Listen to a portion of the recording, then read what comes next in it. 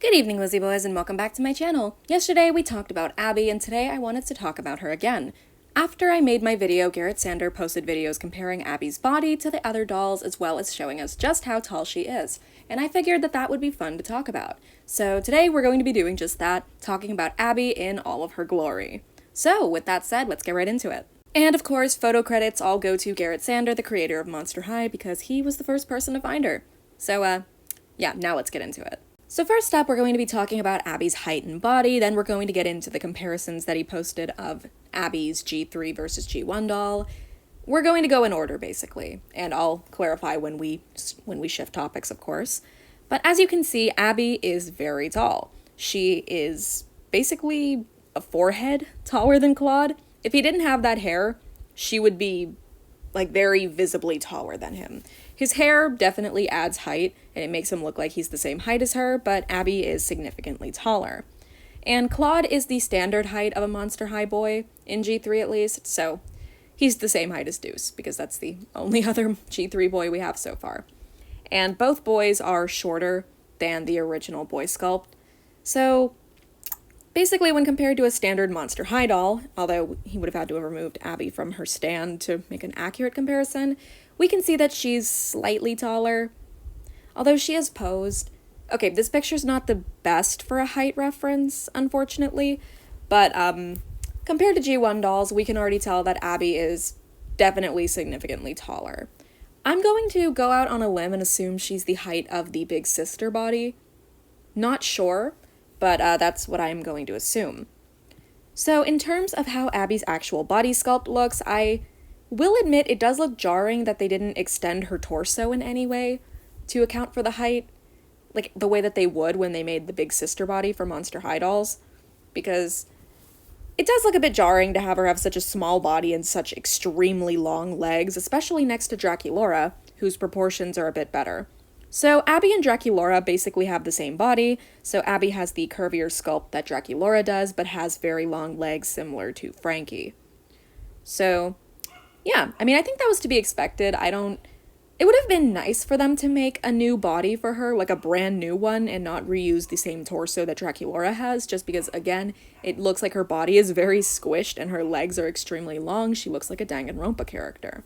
But overall, it does look nice, and I like it. In terms of how their faces compare, I've seen some people say that Abbey does look mean, and honestly, I don't think she does. She just kind of looks like she's chillin'. And while the G3 doll definitely does have a sweeter expression, I like them both pretty equally. I guess I would have liked to see her have larger lips, though, because I am very used to Abbey's very large lips. She has big lips, and this doll does seem to have smaller lips. Again, not a huge detriment or anything, it's definitely not awful, and I do still like the G3 sculpt, but bigger lips would have been nice, just because, would have looked a little more like G1. Overall, though, I like them both side by side. Something interesting to me, though, is Garret Sander posted a picture of their side profiles, and their faces look so similar. Like, it really almost looks like the exact same sculpt to me. Obviously, there are differences, like the lips. For one, G1 Abbey has much bigger lips than G3 Abbey, and G3 dolls also just have, like, very flat eyes. Like, the sculpt for their eyes is very flat, and in G1 it was more rounded. So that is something noticeable. You can see how her eyes look a bit more sunken in than they do on the G1 doll. But yeah, I just thought that was interesting. Oh, and you can probably see her ears here. He posted a picture of that as well, so let me pull that up. So in G1, Abbey just had some basically normal looking ears that were slightly pointed. In G3, she has large ears that look like they have fur along the side of them. And they are still pointed. They kind of look like Draculaura's ear sculpt, but with fur added. It's cute. I definitely like that change. And you can also kind of see the horn on her head. Yeah, something interesting they did is that G3 Abbey does have horns, but they're so small that they're very hard to see. Also, because I know people are going to comment on it, Garret Sander did say on his post that Abbey, her hair, unfortunately, he said does not feel like saran. So what that means is it's most likely poly, or the cheaper saran that some Clios, no, the cheaper, what? Look, I know that some people say that Cleo has poly, but my Cleo definitely has Saran, so I think people were, like, just lying to me when they said that there was, like, a higher quality poly that they used on Cleo, because my Cleo 100% has Saran. I don't know why I'm bringing this up, but I'm saying that there could be a different hair type that was used, because, I don't know, I just want to have hope that maybe it's nylon or something. If it's poly, I'm gonna be sad. The ends don't look that fried to me, though, so maybe it's a more manageable poly. I don't know. We'll have to just wait and see. So in terms of the actual doll, she's very pretty. I really like how she looks with the fur on. It's definitely super cute.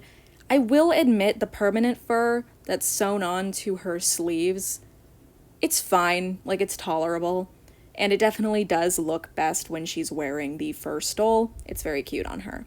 Again, love the face. And those two sections at the front of her hair are definitely something that will need to be adjusted, because similar to Laguna, how she has like those two sections that are tied up at the front of her hair, the quality control on it seems to be a bit wonky, so I just have to fix that a bit. Her face is really pretty, and some people were trying to speculate what is on her nose. It's confirmed to just be blushing, like what happens to your face when you're out in the cold, how your nose sometimes turns a little red. That's what that is. I've known that the whole time, and I think I mentioned it in the video, but people were still like, oh, maybe it's like a bear nose. It's not. She's just cold, basically. I do like those little white freckles across her cheeks and the snowflake by her eye. I think it's super cute. And her shoes, I'm not gonna lie, the shoes are probably my least favorite piece that she comes with. I just don't think they stand out that much, especially compared to her long fur boots that she had in G1. Those fur boots were great. I mean, like, just compare the shoe game here. And don't get me wrong, Abbey does have some pretty boring boots underneath, but they're still a bit more interesting. I don't know, I'm just not crazy about these. Maybe if they'd had real fur on them, maybe I just need a better look at them, but as of right now, I'm just not impressed with her shoes. On to Abbey's accessories, we have her pet woolly mammoth Tundra. So apparently in the show, in the episode that Abbey appeared in, Night Noir or whatever, I didn't watch it, apparently Abbey did mention having a pet named Shiver by name. So there is a possibility that Abbey has two pets in the show, but in doll form it seems to just be Tundra. I heard a rumor that apparently the G3 creators were told that they can't use Shiver. I don't know why they wouldn't be able to use Shiver, but yeah, that's just a rumor I heard. I don't know if it's true or if there's any grounds for that, but it's just what I've heard. As for her little accessories, her cup has horns like she does. She comes with a little black popsicle and snow corpse candies. I'm gonna guess it's like those snow cones things you can get at the movie theater. Those things are mid, by the way. And of course, her eye coffin, which is super cute. She's got a snowflake icon on one of her apps. Maybe that's the weather app. Abby checks the weather so often that it's on the main screen of her phone. So with that, we've actually gone over everything that was posted. So basically, we got to look at just about every aspect of Abbey. And I have to say, I'm more excited for this doll now after seeing all these photos. She looks great, and the designers definitely did a good job with her. I think it's a lot of fun. Obviously, when compared to G1, it's not the same energy, but I feel like that's fine in this case because G3 is a completely different generation from Monster High. They're not really supposed to be compared side by side. It's more just supposed to be its own thing in a way, I guess. I mean, I guess you can compare it side by side. Like, we all do it anyway. In every single one of my G3 reviews, I pull out a G1 doll and I'm like, all right, now let's put them next to each other just for fun. It's just fun to do that, I guess. But, yeah, overall, I do actually see a couple similarities between them. Like, obviously, the fur, they both have fur around their necks and around their wrists. They both have a fanny pack type thing on, because in G1, Abbey has, like, this little fanny pack that's clipped onto her dress, and my doll didn't come with it, just didn't have it. But, you know, I've been kind of searching for one on and off for years. They should not be $20 on Mercari. I'm not paying $20 for a little tiny doll-sized fanny pack. That's insane. And, of course, the new doll has that as well. And both of them even have a charm that's a different color hanging off of said fanny pack. G1, Abbey has like a small white keychain with a key on it hanging off of hers.